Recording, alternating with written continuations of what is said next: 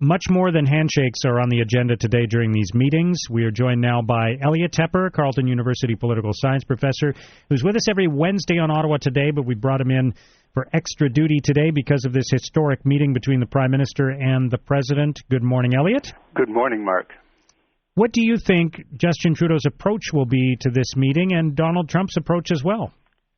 I think they'll both be very polite. They both will have agendas that they'll put on the table. Canada, I think, will be leading off with, look at all the things we have in common. Look at all of our common and shared interests. Why don't we get along together? And let's not look for ways to disagree, but to agree. So there's been a lot of lead up to this, as you know. The Canadian government has been very nimble in reacting to the new reality of a Trump rather than a Hillary Clinton administration, and they've worked the system there as best as anyone could, I suspect. Now the question is, will it pay off? Is there something you think Justin Trudeau would want to accomplish from this meeting today, or is it just about relationship building? Relationship building is the goal. Yeah. That's the accomplishment. If this meeting goes, look at all the things we have in common, look at the ways we work together, look how beneficial Canada is to the United States, how important both economically and also for security.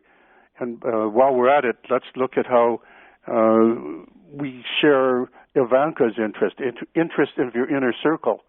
So this will be all about shared interest. We can work together. Let's find ways to agree rather than disagree. And at least for this opening, let's find a way to open a positive, if not friendly, relationship. And then we can deal with the harder questions later. We'll have to see if it works, of course. So you see this roundtable discussion about women in the workplace as a deliberate attempt to find common ground? I think it's a very clever response to this environmental change that Canada has to operate in now. This is really a generational attempt to connect. That is, we know that we have a young Prime Minister meeting Donald Trump, who is of a quite different generation and certainly a different outlook. How do you connect? The administration here, the government here, has been sending people quite right from almost the day of the election to deal with the people around Donald Trump, including Jared Kushner, and now that is the son-in-law, and now the daughter. So if you can connect at a generational level, which I think is a very strategic decision. I think that's the goal and the attempt. Then the situation may improve for what could otherwise be the dissolution of the bromance between the Obama-Hillary administration and the incoming Trump administration. It could be rocky. They're trying to be sure it is not rocky. What about NAFTA? Should the Prime Minister bring that up? Should he confront it head on and say, let's talk now about what you'd want to change? I think I'd put it under a categorical heading. I think this meeting is also about getting exemptions. Canada needs to be exempt from, for example, a Buy America policy so that we won't be frozen out of that market, exempt from a border tax if that is indeed coming, and exempt from punitive measures that are taken under NAFTA. All of the attention has been proving in advance of the meeting, and unfortunately we don't know how much this filters through to the President, just how valuable Canada is as a trading partner. So if you don't like NAFTA, don't forget that Canada is by far your number one trading partner. 400,000 people cross every day across the border, $2 billion in goods and services every day. 9 million U.S. jobs depend on trade and investment. 35 states have Canada as their single largest destination, and another number of states have Canada as a second and third. So that economic connection has been hammered home until now by all the surrogates going down, all the ministers going down, all the policy people. Will the President, who doesn't like trade deals, take that to heart and in effect exempt Canada from whatever comes down the line, including on NAFTA? Yeah, one of the things that I found interesting about this is when you watch Bill Morneau's speech in Washington last week, and when you see some of the other messages coming out of the cabinet ministers who have been in Washington since Donald Trump was inaugurated, is it's almost like they're starting from scratch with Canada USA 101 to the audiences that they're speaking to, reviewing all of the stats about the amount of trade between the countries, how many jobs are created because of that, and so on. They're starting at a very basic level. And hammering it home across the board. As I say, we don't know what's actually reached the president's desk or his attention. We know a lot about his attention span. But certainly the people around him have been very effectively reached. We know that, for example, Stephen Schwartzman came to the Calgary cabinet retreat in January 23rd, I think. Now, Stephen Schwartzman is the head of Blackstone. He's a major political or economic figure in the United States and heads up an economic advisory council to the president, who said, essentially, don't worry, Canada, you're held in high regard. We know who you are. So the people that need to be reached apparently have been, whether, again, that matters to the president, who may have different priorities. For example, on security issues, the United States and Canada are as interdependent on security issues, certainly about North America, as they are in economics. So that interdependency will be hammered home, I think, during these meetings and by predecessors. But if the agenda of the American president is different, then all of this doesn't matter much.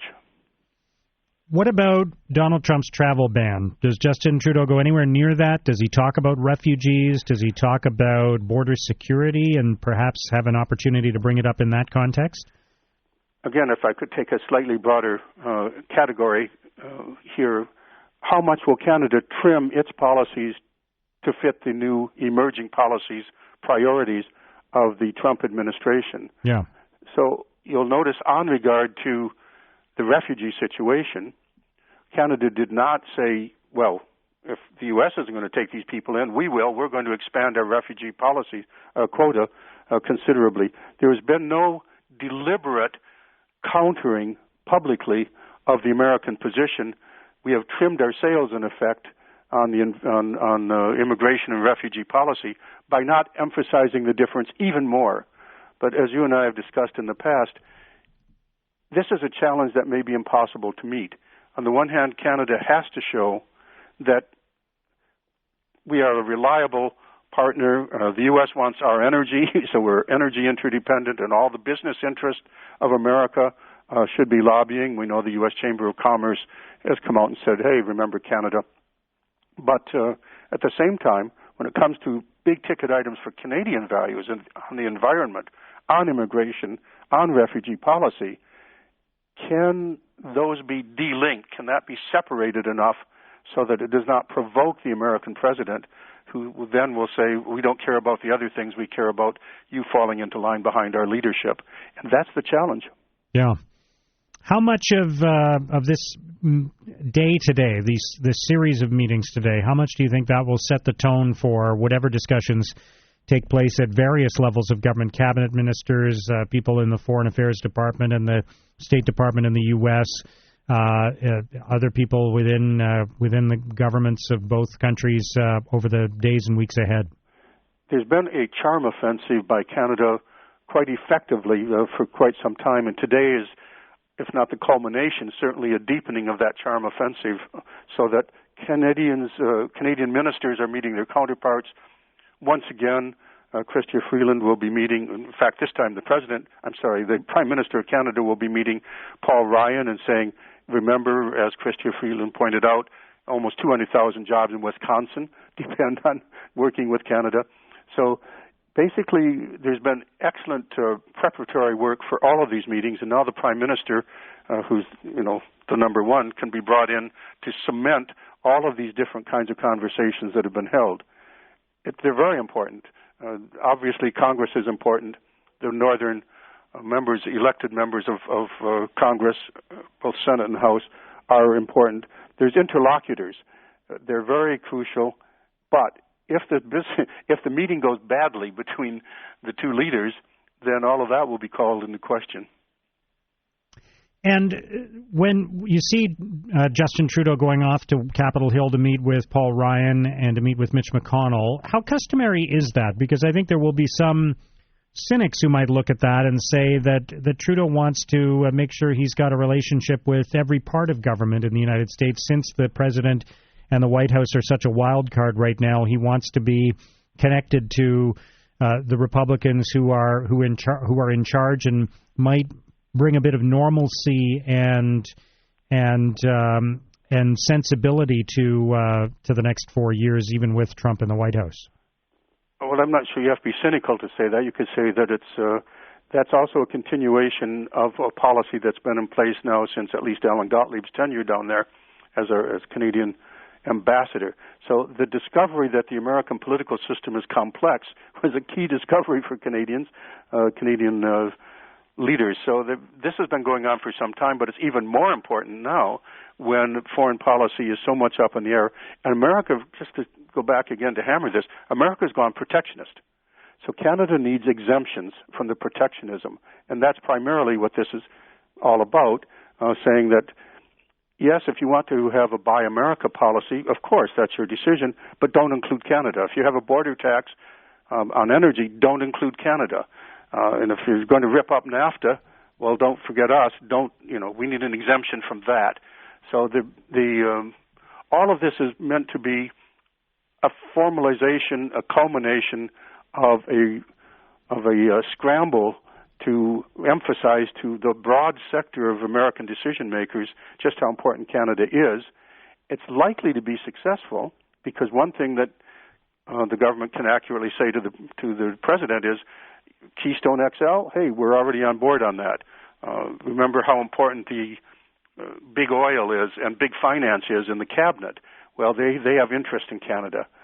So there's every reason to suspect that at this particular meeting, the hard issues will be ducked, but the establishment of that Canada is important to America, that goal should be achievable unless something goes wrong in the personal chemistry.